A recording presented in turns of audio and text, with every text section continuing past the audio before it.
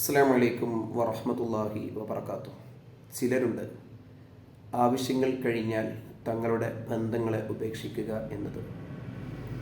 സൗഹൃദത്തിലായാലും ജീവിത ബന്ധങ്ങളിലായാലും രക്തബന്ധങ്ങളിലായാലും കുടുംബ ബന്ധങ്ങളിലായാലും എല്ലാം ഈ ഒരു അവസ്ഥ സ്വഭാവ വിശേഷം ചിലരിൽ ഉണ്ട്. അതിങ്ങനെയാണ്: തങ്ങളുടെ ആവശ്യങ്ങൾ കഴിയുന്നതോടുകൂടെ ഇനി അവർ വേണ്ട എന്ന ചിന്ത.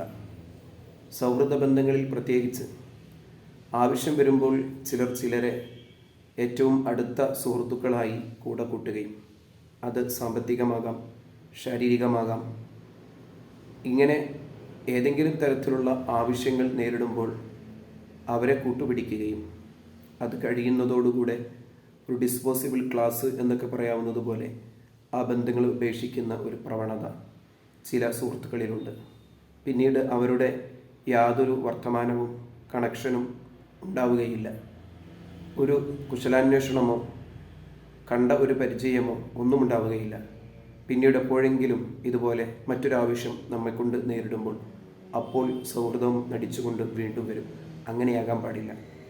സൗഹൃദമാണെങ്കിലും കുടുംബബന്ധമാണെങ്കിലും രക്തബന്ധമാണെങ്കിലും എല്ലാം ഏറ്റവും ആത്മാർത്ഥമായിരിക്കണം. ആവശ്യം കഴിയുന്നതോടുകൂടെ ഉപേക്ഷിക്കുന്ന ഡിസ്പോസിബിൾ ക്ലാസ്സുകളെ പോലെയാകരുത് നമ്മുടെ ബന്ധങ്ങൾ ആവശ്യങ്ങൾ നിറവേറ്റുന്നത് പോലെ തന്നെ ആ ബന്ധങ്ങളിൽ ആത്മാർത്ഥത ഉണ്ടാവുകയും എപ്പോഴും ബന്ധങ്ങളെ ഊട്ടിയുറപ്പിക്കുകയും വേണം.